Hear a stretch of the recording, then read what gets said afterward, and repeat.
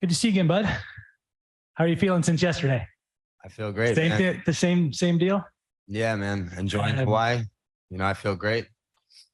Talk to me a little bit about, I guess, the path to get here and who you've had to go through, and what you feel like the challenge is on Saturday night. I mean, is this a bigger challenge than the first two fights in the tournament, or do you feel like maybe you had it a little bit tougher in those first two, and this is going to be a breeze? I expect the biggest challenge. I'm ready for the biggest challenge. I don't mind if it's harder than my first two fights. I don't by any means do I underestimate his skills.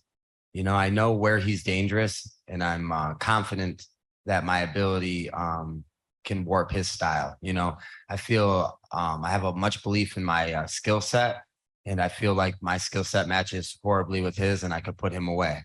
Now, comparing him to my last two fights, I'm not sure. That doesn't really matter if it is, but I'm ready for the hardest or the easiest fight of my life, but I'm prepared for the hardest, Is that piece of hardware in front of you bigger and more important than the giant fake check that you'll get if you get your hand raised on Saturday? Or that check's pretty good too, of course, but yeah, I fight to be the best. So when I got into this, I wanted to be the best in the world, and that's what I'm chasing. I believe I'm the best bantamweight, 135 pounder in the world, and with this belt, it'll give me more notoriety to say that. The money, I didn't get involved with this just for the sole fact of money. When I got started fighting and I went on that humongous streak, 24 fights in a row, it was not for money. Saturday night, it will not just be for money. It'll be to call myself the best bantamweight in this division. And it'll be to claim this belt. The first time, September 12th, 2020, I fell short. It's the only loss, burning a hole in my record, on my mind. And it was a longer road than just these fights in this tournament to get here. I had to go through Albert Morales on short notice. I had to go through James Gallagher in Ireland, hostile territory. I think that fight stylistically might even be a harder fight, than him. You put him on the floor with James. I don't even know if James can't submit him, So, styles make fights. And, I took a long road to get here. 4 fight winning streak, few years, on the plus side, getting ready. And, now Saturday, it's all about claiming this gold. He told us yesterday that he feels like this final is probably the best matchup that could have happened coming out of this tournament. But he was a little surprised that you were here. Gave you all props for your skills, all that kind of stuff. But he thought, I felt like he was the underdog maybe in the first couple of fights. And yeah, maybe I was a little surprised to see him there. What do you think about him being in the final? And is he who you expected to see standing across from you on Saturday night the whole time? I didn't know who to expect. I just figured the bracket would play itself out. I didn't look too far into it and think like who would be on the other side had it made it to the final. All I thought is maybe, Kyoji Horiguchi might have been the best guy before the tournament had started, and I had him first round. That's all I had thought. And, it surprises me when a lot of these people underestimate me, I've never been finished. He has. I've never been knocked out. I've never been submitted. He has, my loss is a razor close loss to Juan Archuleta in a fight where I was dominating until I got tired. I could be sitting up here easily 18-0 had I don't get tired and end up in the bottom of a scramble or two, had I got a little better preparation. And, it wasn't during COVID when gyms were closed and it was hard to get training partners, now I'm here full force, better, stronger, older, wiser, in my brain, in my brain, as I said, I have a loss, but to me, it's a lesson. No man's ever trumped me out there. One man has survived me. And Saturday night, I'm going to dominate him and come to finish him. And we'll see if he survives. And if he does survive him, I'm going to make sure I dominated every round so that no judge can score it in the other fashion, in the other favor. So this is going to be my coming out party. I'm the guy. I'm the most dangerous guy. I'm the finisher here. I have more finishes than him. I have more rounds won than him. I have more fights than him. If you look at my amateur career, I'm ready to go out there and I'm ready to finish him. I'm ready to go out there and finish my business. And it's me versus him. All those other fights, all this other stuff, it really doesn't matter. Saturday night, it's me versus him, 1-versus-1. And I'm going to beat up Raufeon Stots. We talked yesterday briefly about, now you're not just needing to think down the road about, okay, if I win, I've got Sergio. Now you got to wonder about Sergio or Pitbull. So I guess I'm curious what you think about Pitbull moving down to 135. Do you think it's going to be hard on him? Do you think he's crazy from having been at 55 and 45 and the 35 might be a tough cut for him? Do you have any inside info about what this might be like for him? And do you think he's making a smart move, I guess, to go this route? I think it's great, great for the division, great for the promotion. I have a lot of respect for Patricio Pitbull for moving down, for trying to chase history. To be a 3-weight world champion is hard to do. He defeated Michael Chandler, knocked him out for the 155-pound belt. He was the only person to defeat AJ McKee at 145 for that belt. He was a long-time holder of that belt. And now he goes to try to become a three-weight world champion. Now he'll be a 135-pound contender against Sergio Pettis.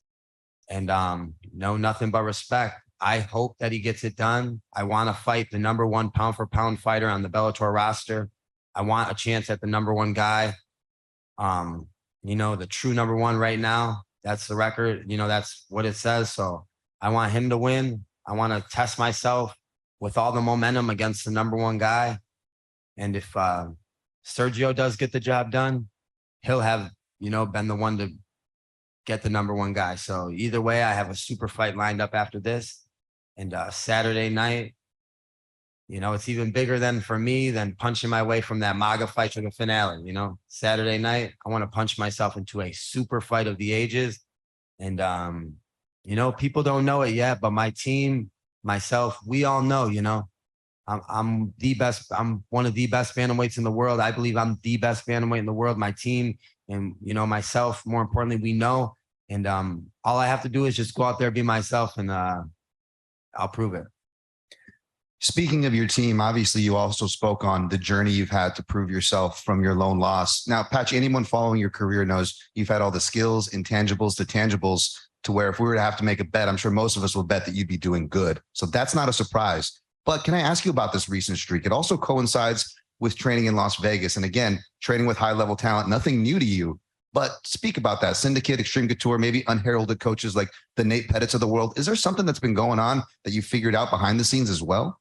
Yeah, my training regimen was completely different at Jackson Wink. I trained almost as a hobbyist. I went to the gym and it was all watered, no offense to them, but at the time it was a little bit watered down. I trained with a lot of amateur fighters, a lot of low-level pro fighters. Inside the training rooms now, I only train with world champions. I only train with people that can contend for world championships. I train with guys that are undefeated, that are coming up to the best in any room. The Javid, Farid, Basharat brothers. They're both in the UFC. Amir Albazi, the Kobe Fairs, the Dan Iges. I have so many training partners. And then I also train with outside in Vegas with a lot of jiu-jitsu competitors. Andy Varala.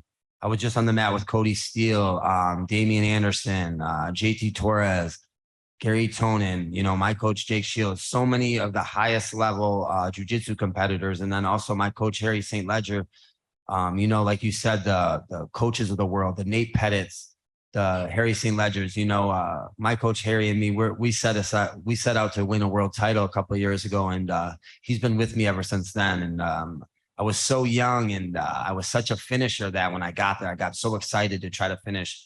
And I used so much energy. So we, like you said, we made adjustments and, he came with me to Las Vegas, even though he was in Albuquerque with me. He flies to Las Vegas to help me close out my jiu-jitsu, all the, the things that we feel we need to focus for this fight. He flew out and helped me. And having the training partners and him overseeing it, I felt like, I've leveled up a lot. Just in the last couple of months, not even just in the last couple of years. And I really found my home in Las Vegas. And, you know, this is going to be a very, very dangerous version of myself. And I'm just excited to see it for myself. You know, I want to, I want to look back on this day on Saturday night, and I want to feel that I just put my best foot forward, and gave it my all. Because if I do that, I'm very dangerous and I'm very exciting. Fantastic. And obviously you're the type to be looking forward as you should. You don't want to look backward. And when you get the belt, people come to you. You don't necessarily have to call people out, right? That being said, you did speak about the burning in your soul as the verbiage you used a bit. Is there a party that still wants to get that back with Archuleta? And a second part, how do you think that fight would go now if they were to replay it? Let's just say randomly. Yeah, I have a lot of respect for Juan Archuleta. He gave me some lessons in my life and in my career, that I needed at the time that I needed them, just about preparing for fights, training, staying disciplined. Because the way he beat me was being a better trained athlete, a more disciplined athlete, and a better cardio athlete. He burned me in the cardio, and, more respect to him. But yes, over time, I feel like we will run that one back. He's on a tear right now. I think he's going to go win the Risen belt. And, after he goes and does his business, I think he'll win that belt. I handle, this fight and Patricio looking forward, or Pettis, I feel like that fight happens down the line. And, you best assure I'm coming for that one back on my record. I want that one so I could erase it. So, much respect to him, but we'll run it down the line in a crazy super fight within the next year if my money was right. Hey, Patchy, K. Williams for Can Chronicles Media. Stots is known to antagonize his opponents. He loves to taunt his opponents as well. How much will you use that as fuel for Saturday's match? Yeah, aside from interviews and, like selling the fight, him talking, it doesn't really weigh too much on me when it comes to fighting. Our skill sets are our skill sets. I don't want to hurt him any more or any less because he was talking.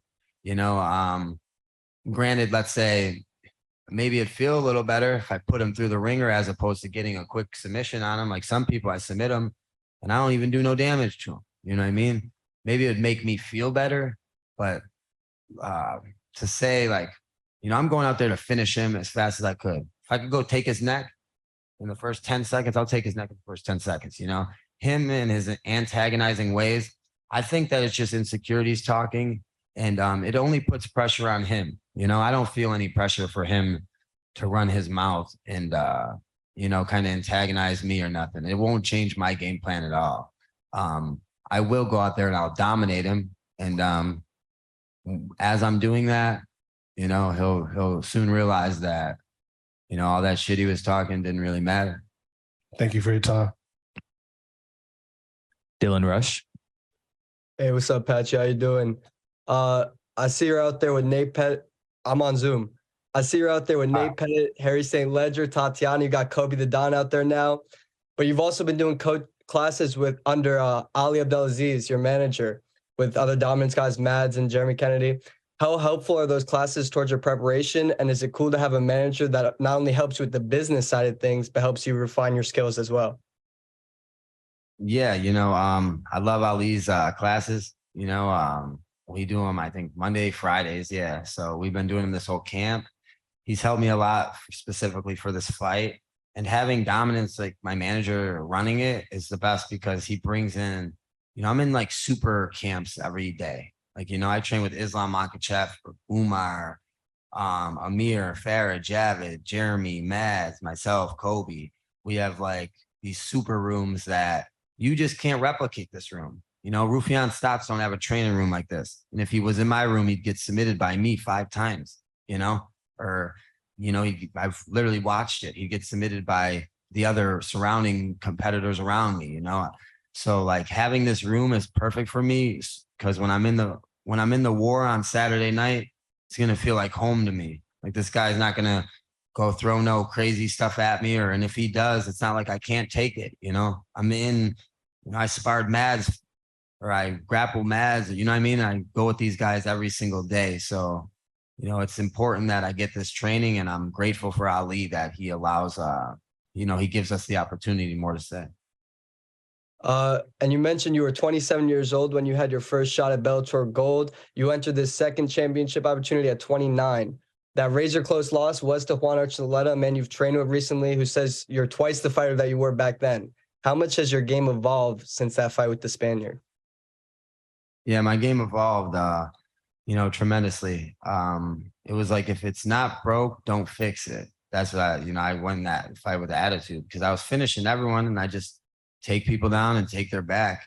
And more times than not, I'd finish them. But sometimes I'd have these rounds where my whole career, it's like where I'm on the back the whole round and I didn't get to finish, but I'm using all this energy, and then I got to start the next round. Juan made me pay for that, Nowadays, I don't have to stay on the back. Like, I'll transition to top mount, side control, half guard. It just lets me evolve more. It lets me show more shades of my ground game because I am so good on the ground.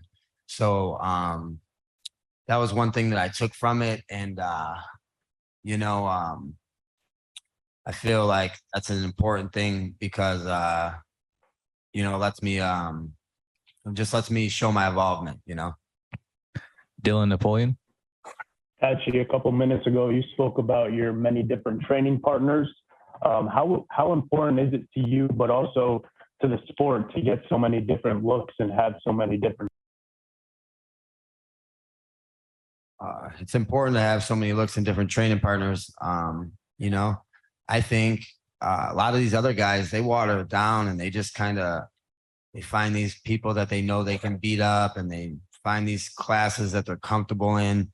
My shit is all hard ass training. Like I do all, hard. I do a lot of grappling. I find the best grapplers from my weight to 170, you know what I mean? In the world, I was rolling with Bilal Muhammad, Vicente Luque a couple weeks ago. Like I try to find the best ones in the world to grapple with, to spar with, to wrestle with. And I think it's important, iron sharpens iron. And if you're going to water it down, eventually someone is just going to beat your ass. Thank you, Patchy.